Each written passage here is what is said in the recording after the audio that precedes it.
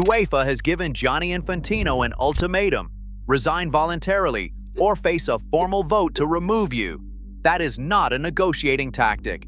That is the end of a process, and the mechanism they are threatening to use could force him out of office before the end of this year. Here is exactly how it works. Under Article 25 of FIFA's statutes, if 1/5 of FIFA's 211 member associations submit a written request, FIFA's council is legally obliged to call an extraordinary Congress. 1/5 of 211 is 43 associations. UEFA alone has 55. They can trigger this process without a single vote from any other confederation. If they submit that written request, an extraordinary Congress must be held within 3 months. At that Congress, all 211 associations vote. To remove the FIFA president, a simple majority of valid ballots is required. That means 106 votes, not a supermajority, not 2/3. 106 votes out of 211, and Infantino is gone. Now the number that matters most. During the FFE crisis, 143 national associations formally opposed Infantino's plan to sell the World Cup. UEFA's 55, the Asian Football Confederation's 47, CONCACAF's 41. 143 associations said no. To remove Infantino, UEFA needs 106. The number who opposed his plan is already 37 above the threshold needed to remove him. That does not mean 143 associations would vote to remove him. Opposing a commercial plan and removing a president are two very different decisions. But it tells you the ceiling of potential opposition, and it tells you why UEFA believes this ultimatum has real weight behind it. Infantino has not responded publicly to the ultimatum. He has not confirmed he is resigning. He has not confirmed he is fighting.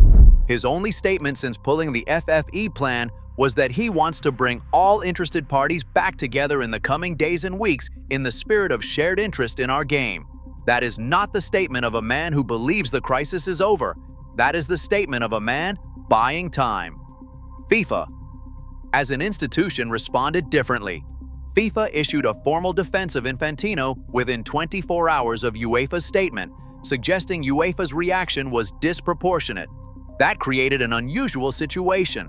The governing body publicly defending its own president against the demands of its largest continental confederation.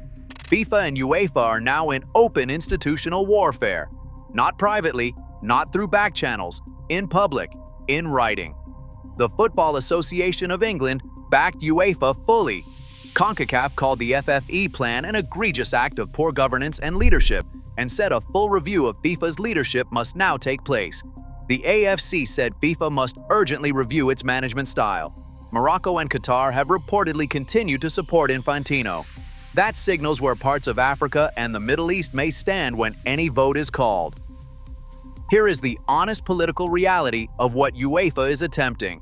Triggering the extraordinary Congress is easy. UEFA has the numbers to do it alone. Winning the vote inside that Congress is a different calculation entirely. A simple majority means 106 votes. UEFA brings 55. If every AFC association votes with UEFA, that adds 47, for a total of 102, still 4 short of 106. CONCACAF's 41 would take the theoretical maximum to 143, but CONCACAF stopped short of endorsing a boycott and has not publicly called for Infantino's removal. CONMEBOL, South America's 10 associations, has not declared its position. Africa's 54 associations have not issued a collective statement opposing Infantino. The calculation that gets UEFA to 106 is not straightforward. What Infantino has that UEFA does not is money. Not personal money, FIFA money. The FFE plan is dead, but FIFA's reserves, built over a decade of commercial expansion including $12 billion from the 2026 World Cup, still exist. Infantino can offer development funding through existing FIFA channels to the associations that need it most. Those associations are in Africa and the Pacific. They are also the associations whose votes he needs most. FIFA's own COO said Infantino used contempt and intimidation against his own staff. The same tools, a promise of funding and a suggestion of exclusion, are how FIFA presidents maintain support that Europe alone cannot break. Infantino has used them for 10 years. He did not forget how. That is the obstacle UEFA has not yet solved publicly. The ultimatum is credible because the mechanism exists and UEFA has the numbers to trigger it. But triggering the Congress and winning the vote inside it are two separate problems. UEFA has solved the first. The second depends on whether AFC, CONCACAF, and CONMEBOL are willing to go from opposing a commercial plan to voting to remove the president who proposed it. Opposing a plan is a statement of principle. Voting to remove a sitting president is an act of institutional overthrow. Those are different levels of commitment requiring different levels of political courage. What makes Infantino's position even more precarious is that the FFE crisis is not the only legal pressure he is facing.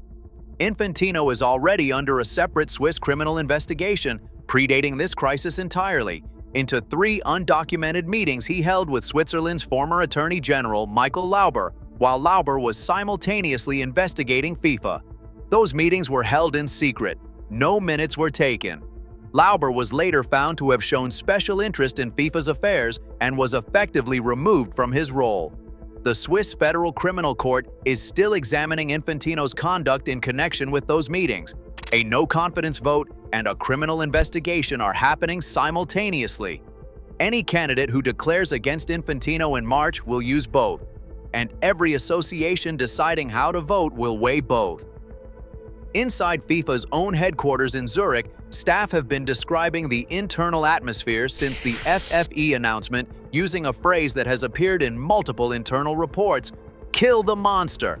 That phrase, used by FIFA employees to describe what needed to happen to the FFE plan, tells you something about the culture around Infantino that goes beyond Cordero's resignation and Lamour's public statement.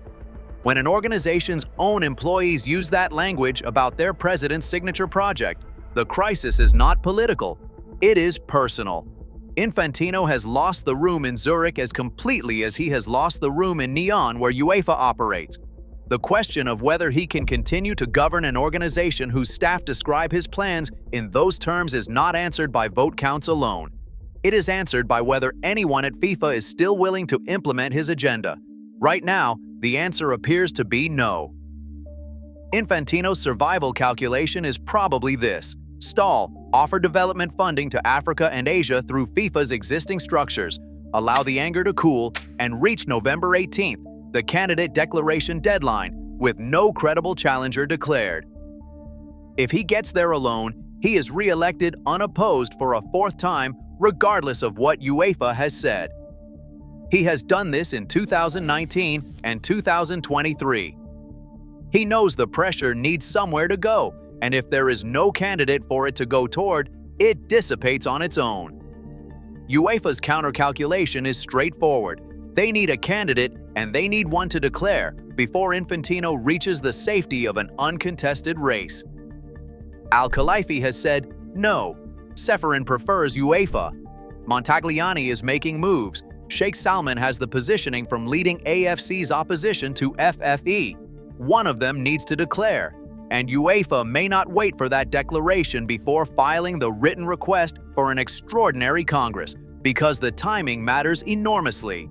If UEFA files the written request today, the extraordinary Congress must happen within 3 months, by early November. That is before the November 18th candidate declaration deadline, which means UEFA could force a no-confidence vote before any candidate even has to formally stand. That sequence, an extraordinary Congress in November, Infantino removed, and a new election called, bypasses the candidate problem entirely. You do not need a candidate to remove a president. You need 106 votes. That is the pressure UEFA is constructing. Not the election in March, not the November deadline. A vote to remove him before either of those dates matters. Whether Infantino's political survival instincts and FIFA's financial leverage are enough to prevent 106 associations from raising their hand is the question that now defines football. Subscribe. This story moves every day, and this channel covers every development the moment it breaks.